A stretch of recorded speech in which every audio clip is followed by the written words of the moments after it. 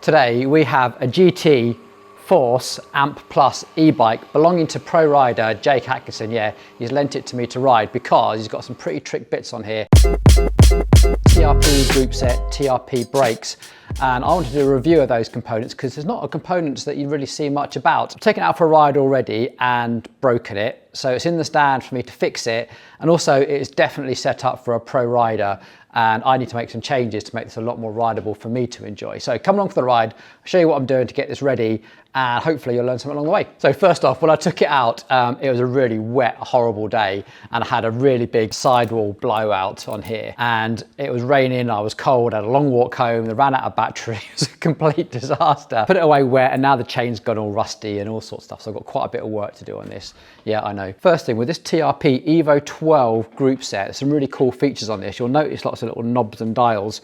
First of all, we've got this little lock system here. It's a bit fiddly, to be fair. You kind of need to put a bit of pressure on this lever, pull out this little knob here, and then rotate all of this down like that, so you've got the cage release.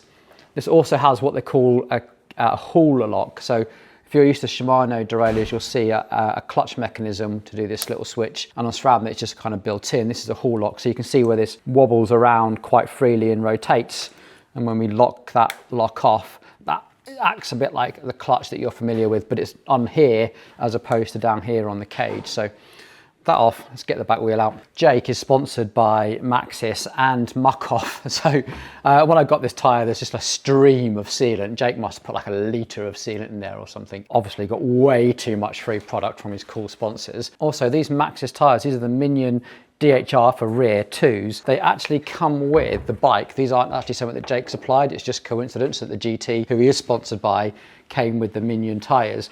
Now, these are the tubeless ready, the EXO Plus protection. So they have like different layers of sidewall protection. So these are not the standard or the EXO Plus, and there's one more above this called the double down casing, and they do a downhill casing as well. So actually for an e-bike, this is really well spec'd from GT from the box. I'd expect at least EXO Plus on an e-bike like this.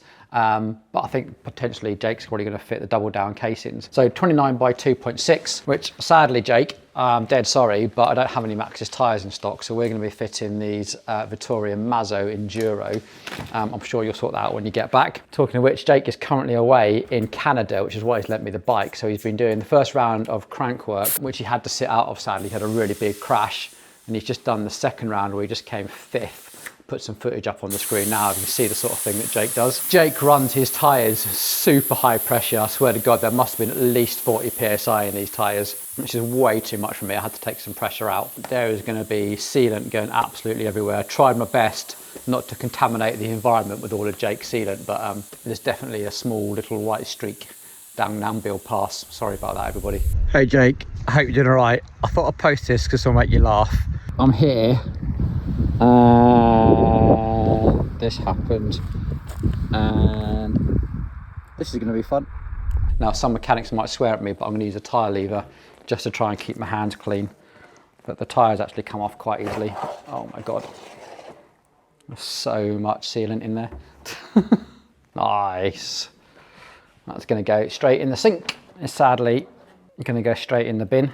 Now, these wheels aren't actually the wheels that comes with the bike. These are from Halo. These are the Vortex rims. So change of plan, I clearly can't read. So this is a 29 by 2.4, not 2.6, but it'll do for a back tire. This is a Michelin Wild Enduro. So this is a reasonable amount of PT's fluid. Oh my God, Jake's gonna be so mad. I've got Michelin tires, PT's fluid. I know Jake that runs these at like 40 PSI because he just slams into things, but for me, I'm probably going to run these much more like 26, 28 PSI. Now, you guys always ask what chain lube we use. We pretty much use this exclusively in the workshop. So Juice Lube's ceramic chain lube.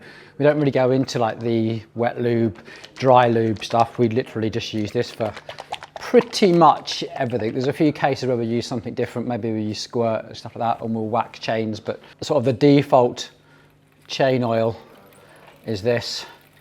And I know that you should be putting 1 drop at a time, but when you're on an hourly rate in a workshop, no one's got time for that. Slowly rotate. If you go too fast, it will all just spit off. So and you'll hear the chain go quieter. The important thing with all ceramic lubes, one of the great thing about them is that they don't let dirt cling to them. So unlike a wet lube where everything will just cling, ceramic lubes tend to let it all off, but the chain can look quite black and dirty. But if you just get a cloth and wipe it, you should find it comes back really clean. So the important thing is, if you're using a ceramic chain lube, is just keep wiping. Just wipe it before you ride, wipe it after you ride.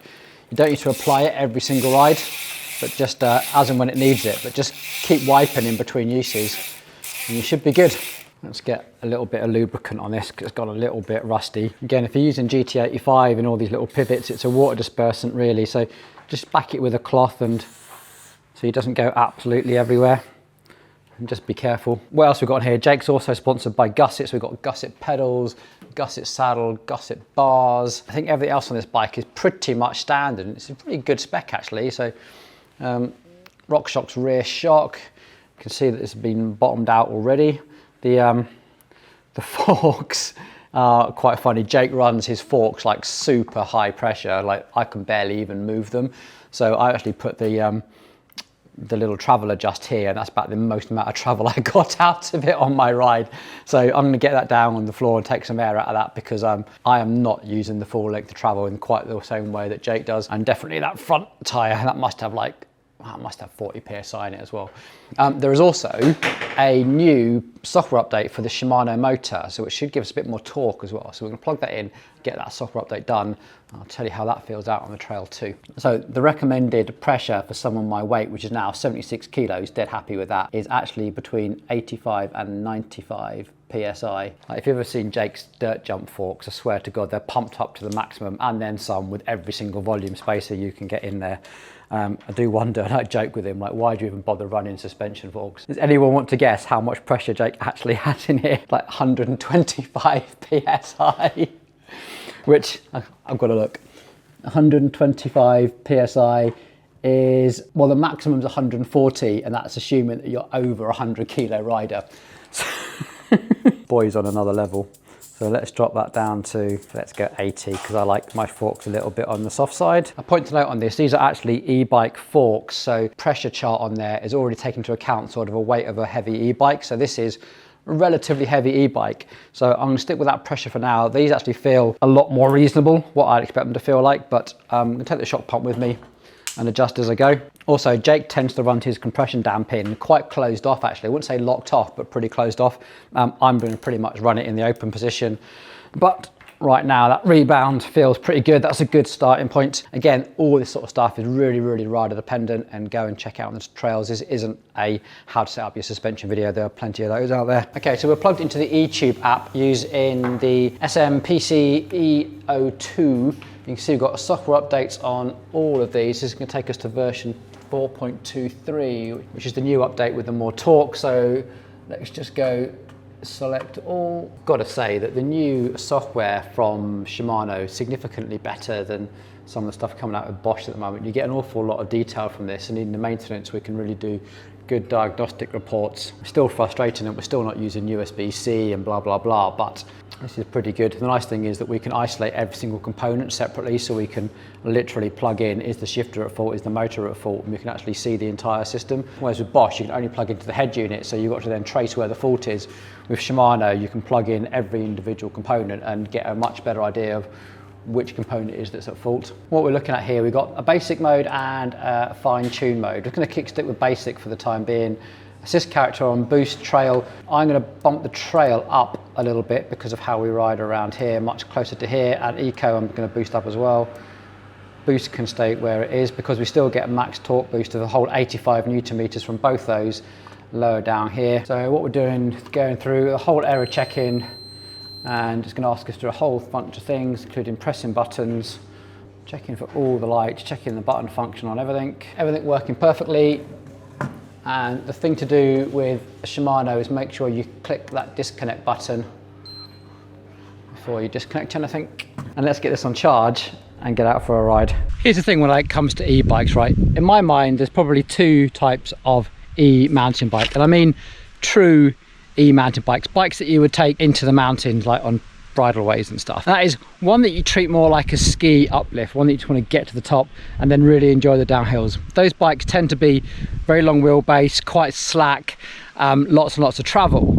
And then there's bikes like this, which is a bike that you'd probably take to enjoy the entire experience. In fact, you'd probably take this bike where you wouldn't normally take a normal mountain bike. For instance, where I'm going right now, this is, on a normal mountain bike, pretty much a hiker bike for all but the very fittest and talented riders. And to be fair, this isn't normally somewhere I come on that bike because it's really hard work and not that much fun. Whereas on a bike like this, it makes this sort of trail route actually an awful lot of fun. So this GT is actually relatively short wheelbase and relatively steep on the head angle despite the amount of travel that it has. I've got set up with a whole load of GoPros. I'm going to try and demonstrate to you how the forks work in this situation, because this bike is well over 25 kilos, it's more like 35, something like that. I've also got the GoPro set up on the Wahoo, so I can just sort of flick on and turn on various GoPros around. It's actually a really, really cool feature. More on that in a later video, I think. Right, let's get up there.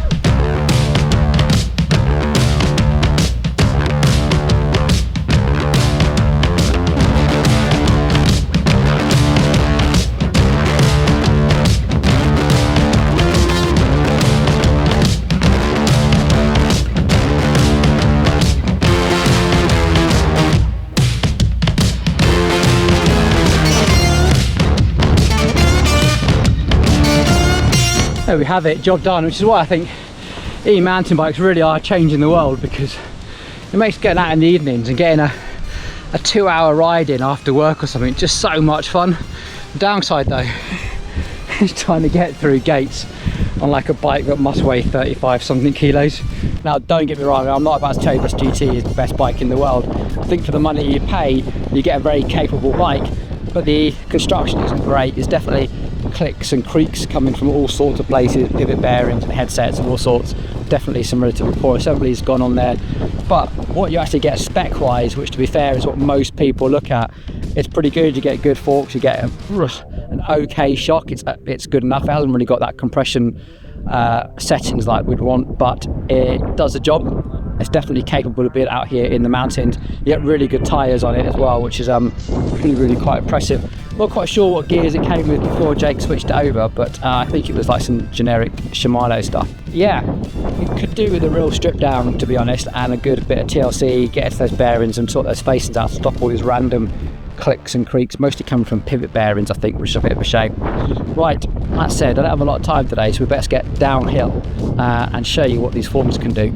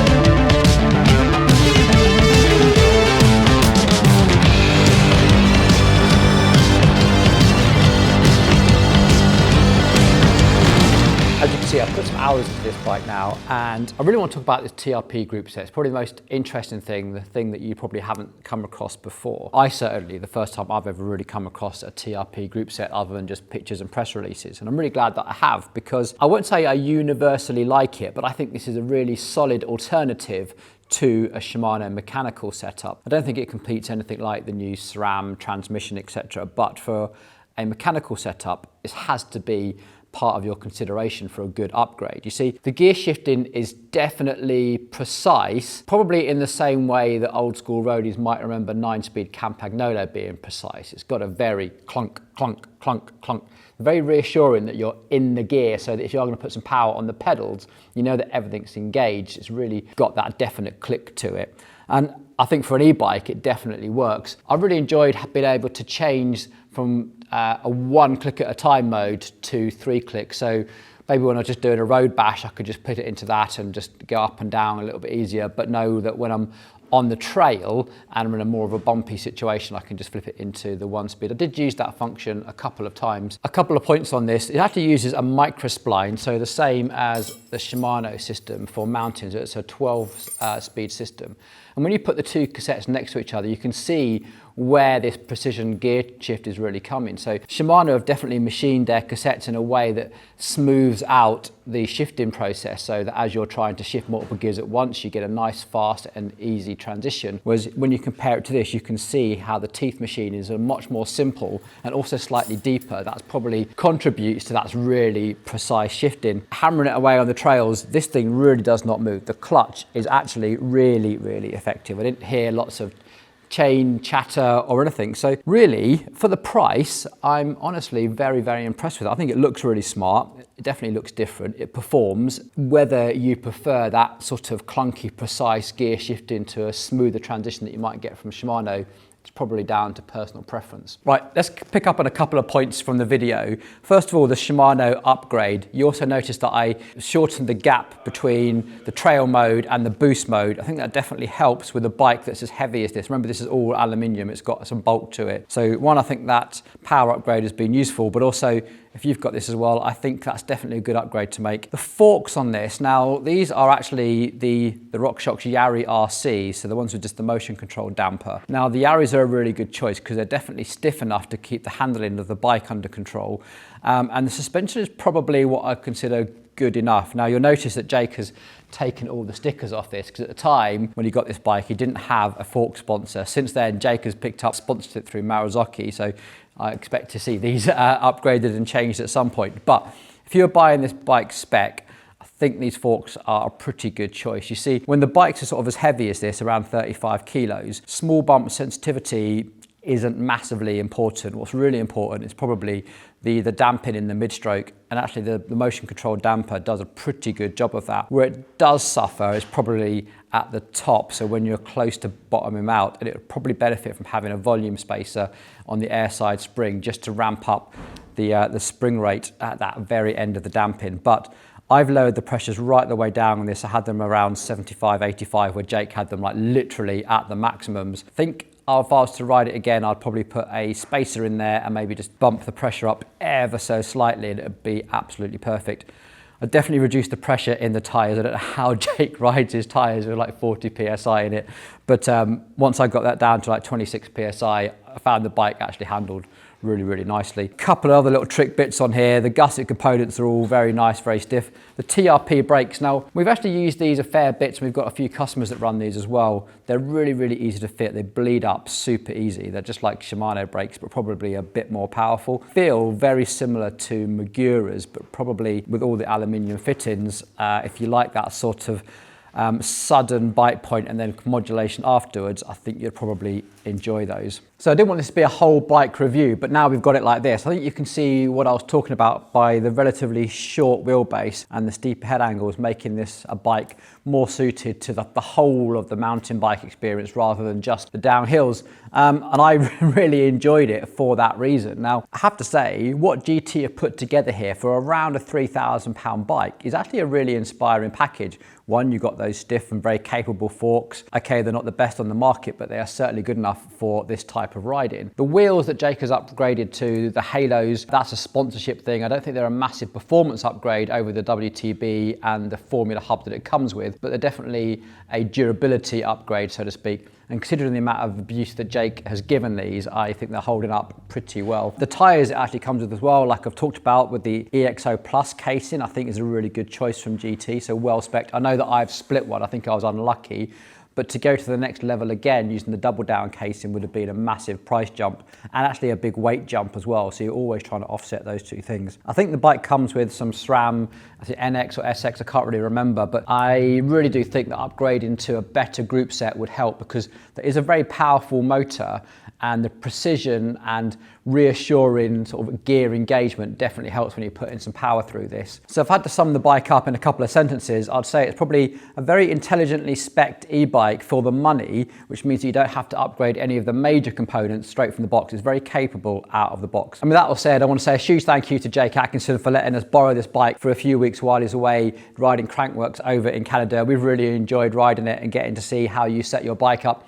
I hope you've enjoyed this video as well, a bit of an insight as to how the pros ride compared to how I ride and some of the upgrade things that we go along. If you did enjoy it, please think about subscribing to the channel. You get loads more content like this, real case studies to explore. So hit that subscribe button and hopefully we'll see you on the next one.